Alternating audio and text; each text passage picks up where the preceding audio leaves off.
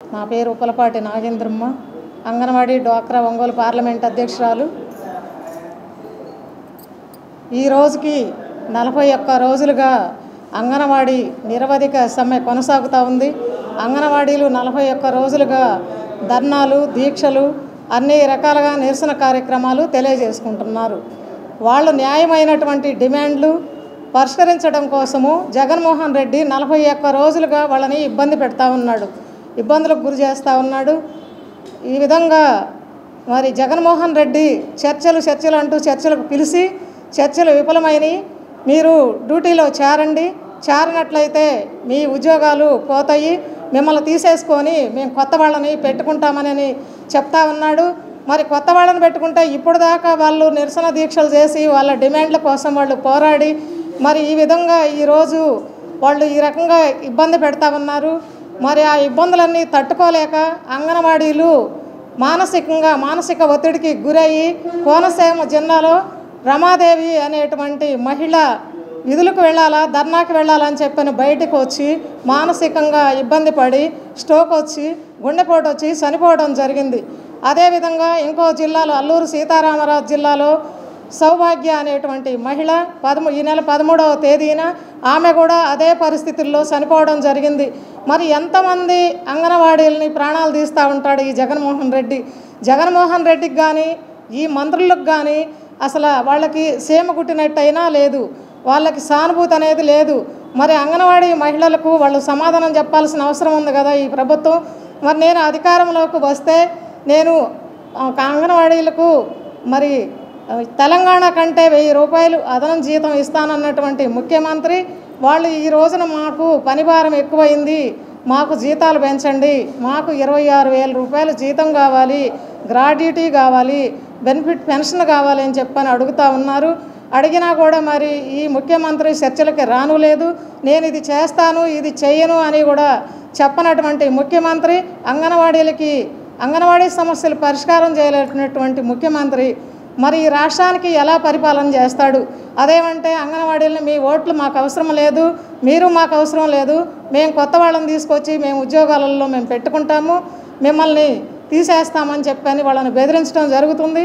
వాళ్ళని బెదిరించి అంగన్వాడీల ఓట్లు లేకుండా రాష్ట్ర ప్రజల ఓట్లు లేకుండా శూన్యంలో పరిపాలిస్తాడా? మరి లేదా అంటే దొంగ ఓట్లు వేసుకొని పరిపాలన చేస్తాడా ఈ ముఖ్యమంత్రి? ఎందుకు ఈ విధంగా చేయటం? ఏ వర్గాన్ని కూడా బతకనీయుడు, ఎవరిని కూడా బతకనీయుడు, మహిళలను బతకనీయుడు, యువతని బతకనీయుడు, అంగన్వాడీలని బతకనీయుడు, అన్ని వర్గాలను కూడా నిర్వీర్యం చేసి ఈ రకంగా ఈ ముఖ్యమంత్రి ప్రవర్తిస్తూ ఉన్నాడు. ఈ శాఖ మంత్రి ఉషశ్రీ శరణ్ గారు కూడా ఒక మహిళ ఉండి కూడా మరి వీళ్ళ మహిళల సమస్యలు అంగన్వాడీ మహిళల సమస్యలు పరిష్కారం చేయలేకపోతూ ఉంది. ఈ ప్రభుత్వం ఈ విధంగా ప్రవర్తిస్తూ ఉంది. వీళ్ళకి సానుభూతి లేదు, ఏమీ లేదు. ఎవరైనా రోడ్ల మీద పడి ఎంత బాధపడుతున్నా కూడా పిలిచి ఇది చేస్తాను ఇది చెయ్యనని చెప్పేటువంటి ముఖ్యమంత్రి ఏది కూడా చెప్పడు.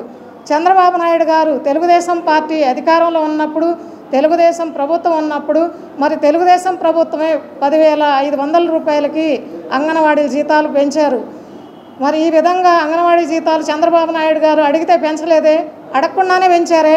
ఇప్పుడైనా కూడా తెలుగుదేశం ప్రభుత్వం మేము అధికారంలోకి వస్తే మేము పెంచుతాము, మేము మీకు న్యాయం చేస్తామని చెప్పి తెలుగుదేశం పార్టీ చెప్తుంది, చంద్రబాబు నాయుడు గారు చెప్తున్నారు తప్ప అధికారంలో ఉన్నటువంటి జగన్మోహన్ రెడ్డి ఈ రోజుకి కూడా సమాధానం లేదు. అంగన్వాడీ వాళ్ళకి ఏది కూడా చెప్పింది లేదు, ఒక హామీ కూడా నెరవేర్చలేదు. వాళ్ళు రోడ్డున పడి 41 రోజులుగా వాళ్ళు ఈ రకంగా చేస్తూ ఉంటే నిరసన దీక్షలు కనీసం చేమకుట్టినట్టు కూడా లేకుండా ఈ ముఖ్యమంత్రి విధులకి హాజరుగమ్మంటా ఉన్నాడు. విధులకి హాజరయ్యి మరి వాళ్ళు ఈ విధంగా మేము 11,500 రూపాయల జీతం కూడా మాకు చాలటం లేదనే వాళ్ళు ఏ పూటకు ఆ పూట మరి వాళ్ళు ఈ రకంగా ఆ జీతం వస్తేనే బతికేటువంటి వాళ్ళు ఈరోజు మరి విధులకు వెళ్ళాలా, ధర్నాకి వెళ్ళాలా అని చెప్పి ఆలోచించుకుంటా వాళ్ళు మానసికంగా ఇబ్బంది పడి మానసిక ధైర్యంతో వాళ్ళు ఈ రకంగా గుండెపోట్లు వచ్చి మరణిస్తూ ఉన్నారు. మరి వాళ్ళు మరణించినా కూడా ఈ ముఖ్యమంత్రికి చలనం అనేది లేనప్పుడు మరి ఇంకా వాళ్ళు కూడాను మరి విధులకి వెళ్ళటం, కొంతమంది వెళ్ళారు, కొంతమంది ఉన్నారు. మరి ఈ ముఖ్యమంత్రి ఇప్పటికైనా అర్థం చేసుకొని ఇప్పటికైనా మీ నీతి నిజాయితీని చూసి చేసుకోమని చెప్తా ఉన్నాం. మరి ఇంత అవినీతి చేస్తా కూడాను మరి వీళ్ళు అంగన్వాడీ పరిష్కారం చేయాల్సిన అవసరం ఉంది. అంగన్వాడీలని మీరు ఈ రోజుకి కూడా పరిష్కారం చేయనట్టయితే మరి ఈ విధంగానే ఇంకా పోరాడుతూనే ఉంటారు. మేము కూడా టీడీపీ తరఫున పోరాడతామని చెప్పని తెలియజేసుకుంటున్నాను. ఈ ముఖ్యమంత్రి మీరు విధులకు వెళ్ళకపోయినట్లయితే మీ మీద ఎస్మా ప్రయోగించి మిమ్మల్ని ఉద్యోగాల నుంచి తీసేస్తాం, మేము కొత్త వాళ్ళని పెట్టుకుంటాము, కొత్త వాళ్ళ చేత పని చేయించుకుంటాము అని చెప్తా ఉన్నాడు. ఇది ఎంతవరకు సమంజసం? వాళ్ళని ఉద్యోగాల నుంచి తీసేస్తే ఇప్పుడు దాకా వాళ్ళు చేసిన ధర్నా ఏంది, వాళ్ళు చేసినటువంటి ఉద్యోగం ఏంది? వాళ్ళు 40 సంవత్సరాలుగా అంగన్వాడీలుగా ఉండి మరి పిల్లలకి కూడా ఆయాలు కూడా మరి అన్ని రకాలుగా పిల్లల్ని చూసుకుంటా వాళ్ళు పిల్లల పట్ల ఎంతో జాగ్రత్తగా ఉన్నారు.